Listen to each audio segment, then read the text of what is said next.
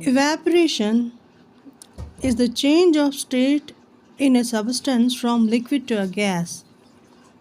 In meteorology, the substance we are concerned about the most is water. Evaporation को करने के लिए energy की ज़रूरत होती है। वो एनर्जी जो है वो कहाँ से आती है? वो एक सोर्स से आती है।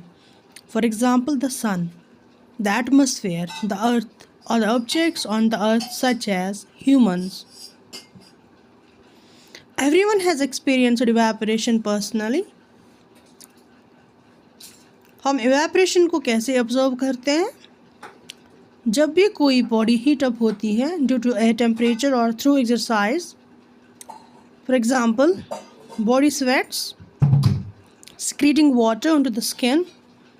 जब भी पसीना आता है, the purpose is to cause the body to use its own heat to evaporate the liquid. उस दौरान क्या होता है कि बॉडी की अपनी ही हीट जो है इस लिक्विड को इवेपोरेट करती है, removing heat and cooling the body, जिससे ये हीट जो है वो रिमूव हो जाती है और हमारी जो बॉडी है वो कूल जो है सेंसेशन फील करती है। The same effect can be seen when you step out of a shower or swimming pool. इसी तरह से जब हम शावर लेके या स्विमिंग पूल से बाहर आते हैं उस वक्त भी यही होता है। कूलनेस जो है हम फील करते हैं और कूलनेस जो है it is the removal of body heat through evaporation of the water on your skin. उसके बाद हम देखेंगे ट्रांसपिरेशन। ट्रांसपिरेशन क्या है? ये इवेपोरेशन है वाटर का from the plants through stomata. Plants जो इवेपोरेट करते हैं वाटर को, जो प्लांट्स की सरफेस से या स्टोमेटा जो लीव्स में होते हैं उनसे जो भी वाटर इवेपोरेट होता है उस प्रोसेस को हम ट्रांसपिरेशन कहते हैं। For example transpiration is a passive process largely controlled by the humidity of the atmosphere and the moisture content of the soil. Transpiration किस पे डिपेंड है?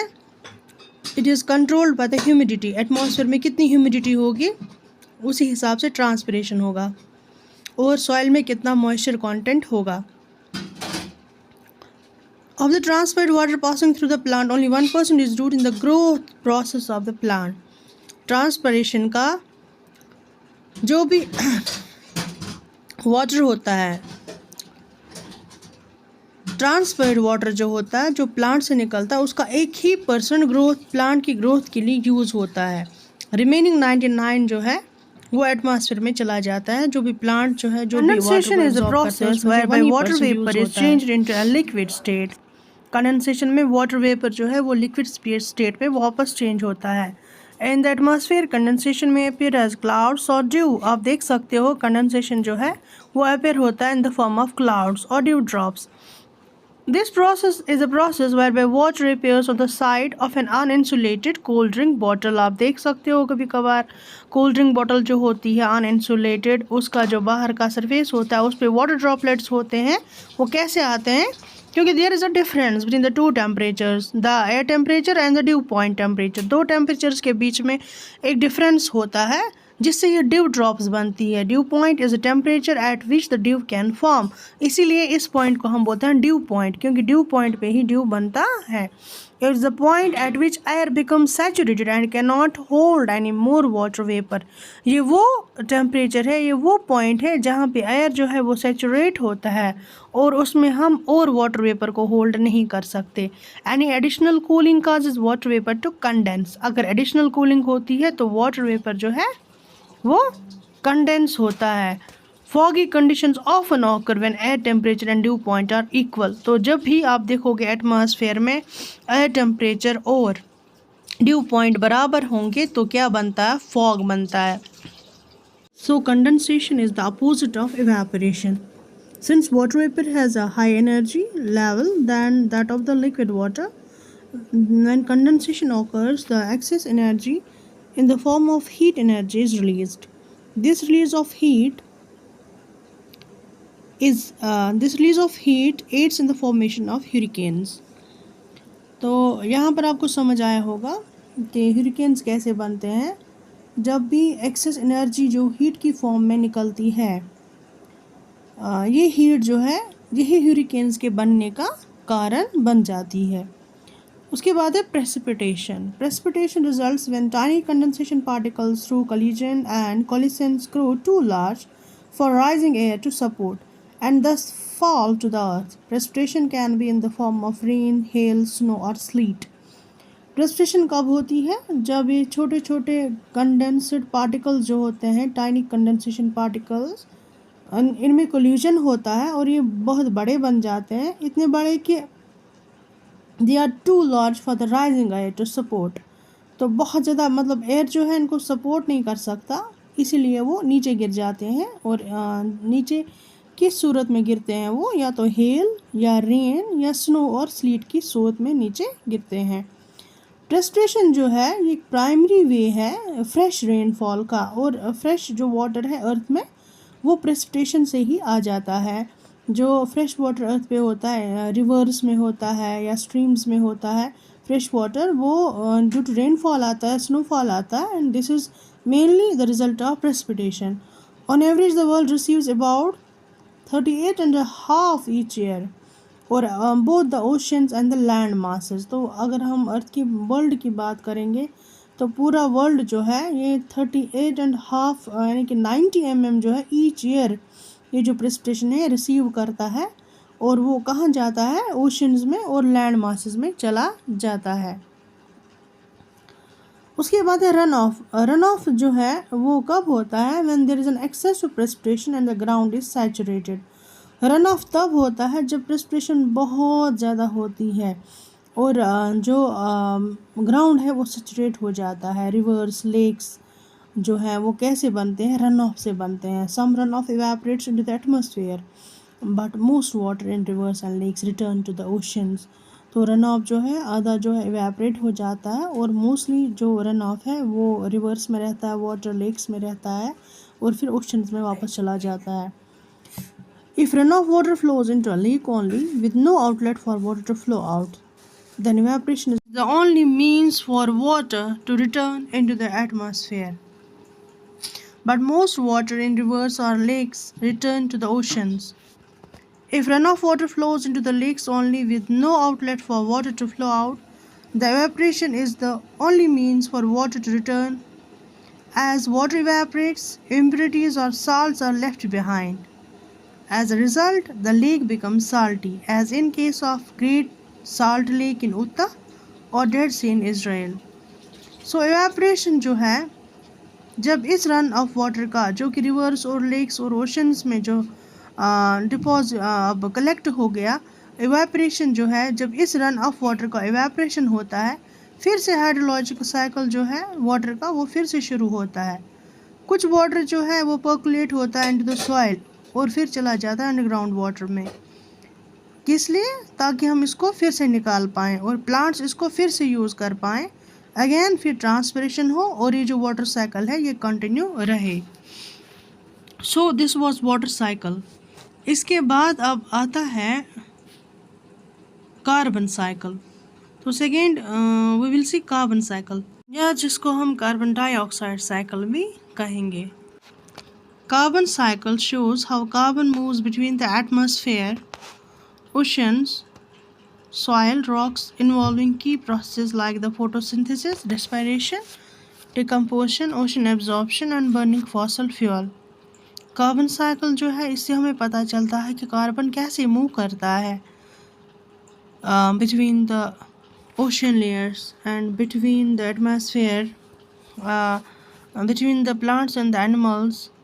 कैसे हम फॉसल फ्यूल्स को बर्न करते हैं, जिससे ये कंटिन्यूस लूप बनता है जो कि लाइफ के लिए बहुत ही ज़्यादा एसेंशियल है। With human activities like burning fossil fuel adding excess carbon to the atmosphere. इसमें की कंपोनेंट्स क्या आते हैं? इसमें आते हैं एटमॉस्फेयर। एटमॉस्फेयर में एग्जिस्ट करता है carbon as CO2 and methane CH4। Biosphere. अब बायोस्फीयर में क्या है? प्लांट्स CO2 को एब्जॉर्ब करते हैं to make their own food, और रेस्पिरेशन में एनिमल्स जो हैं वो CO2 को एक्सहेल करते हैं। फूड चेन में क्या होता है? कार्बन मूव करता है from plants to animals when eaten. फिर डिकम्पोजिशन होता है। डिकम्पोजिशन में डिकम्पोजर जो होते हैं वो रिटर्न करते हैं कार्बन को from dead organisms to the atmosphere और द सॉइल। ओशंस में क्या होता है? Oceans absorb large amount of CO2, acting as a carbon sink. Marine life uses carbon for shells. Marine life जो oceans में होती है वो भी जैसे सी शेल्स हैं, वो अपने शेल्स को बनाने के लिए कार्बन का यूज़ करते हैं। जियोस्फीयर हमारा रॉक है या अर्थ है। कार्बन जो है ये स्टोर्ड होता है रॉक्स में, सेडिमेंट्स में और फॉसल फ्यूल्स में एज कोल, ऑयल और gas. Human impacts, for example burning of fossil fuel release large amount of stored carbon into the atmosphere. अब डिफॉरेस्टेशन है दूसरा। डिफॉरेस्टेशन क्या होता है? It reduces plants that absorb CO2। तो इससे CO2 ज़्यादा होगा अर्थ पे क्योंकि डिफॉरेस्टेशन हो गई, और प्लांट्स जो कि CO2 को एब्जॉर्ब करते हैं रिस्पिरेशन में के प्रोसेस में CO2 को एक इनहेल करते हैं, तो CO2 तो इनहेल नहीं होगा, यूज़ नहीं होगा प्लांट से, तो फिर क्या होगा? अर्थ जो है वो हीट अप हो जाएगी, उससे ग्रीन हाउस इफेक्ट हो जाएगा। तो हाउ इट वर्क्स, ये एटमॉस्फेयर से बायोस्फीयर को CO2 पहुंचाता है थ्रू फोटोसिंथेसिस, फिर बायोस्फीयर से बायोस्फीयर को पहुंचाता है, animals eat plants transferring carbon, फिर बायोस्फीयर से फिर एटमॉस्फेयर को पहुंचाता है जैसे respiration and decomposition, it releases CO2। फिर लॉन्ग टर्म स्टोरेज, कार्बन जो है in dead organic matter forms fossil fuel over millions of years, इसमें लॉन्ग टर्म स्टोर रहता है कार्बन। फिर ह्यूमन एक्टिविटी देखेंगे, burning of fossil fuel rapidly returns ancient carbon to the atmosphere.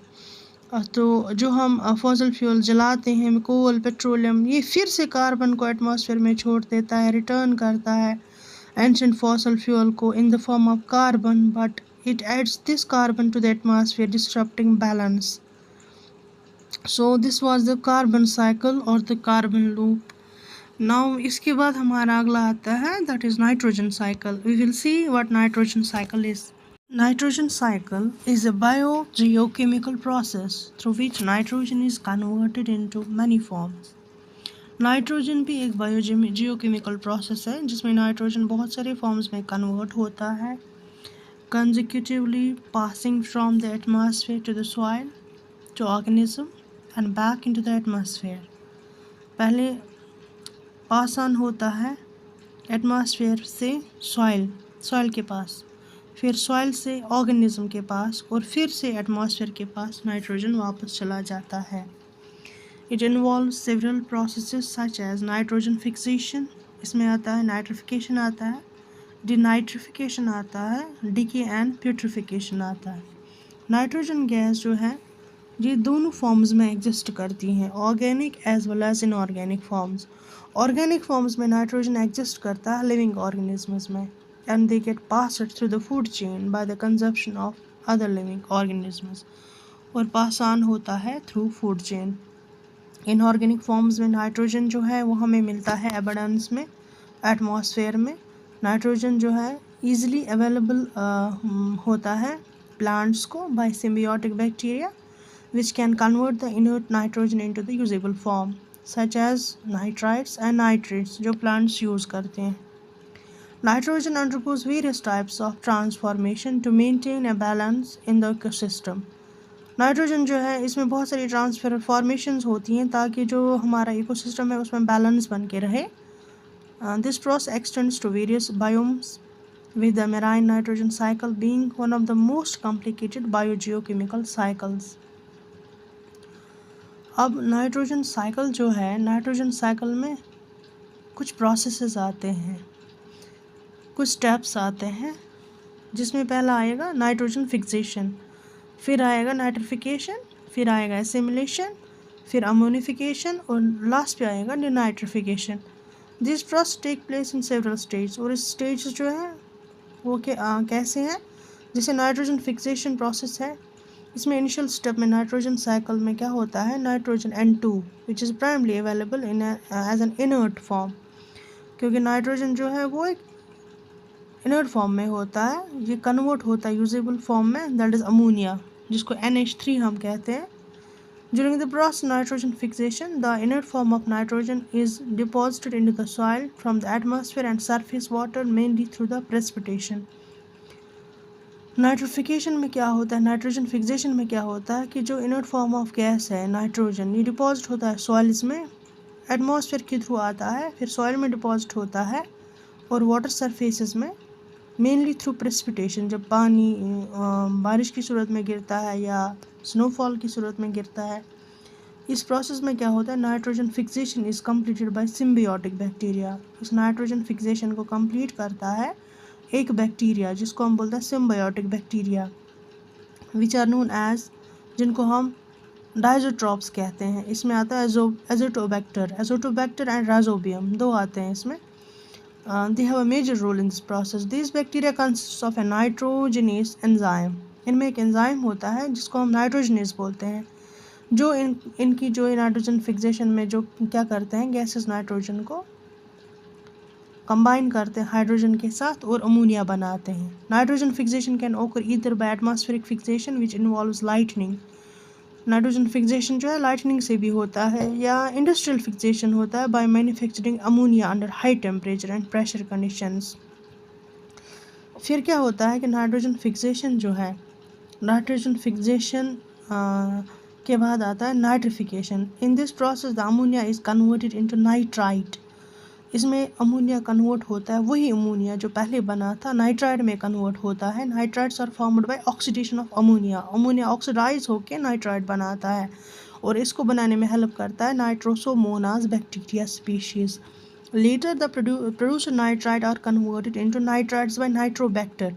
इसके बाद जो नाइट्राइड्स बनते हैं उनको नाइट्रेट बनाता है एक बैक्टीरिया जिसको बोलते हैं नाइट्रोबैक्टर। इस कन्वर्जन जो है, ये जो कन्वर्जन है बहुत ज़्यादा इंपॉर्टेंट होता है, क्योंकि अमोनिया गैस जो है इट्सेल्फ बहुत ही टॉक्सिक होती है प्लांट्स के लिए एज सच।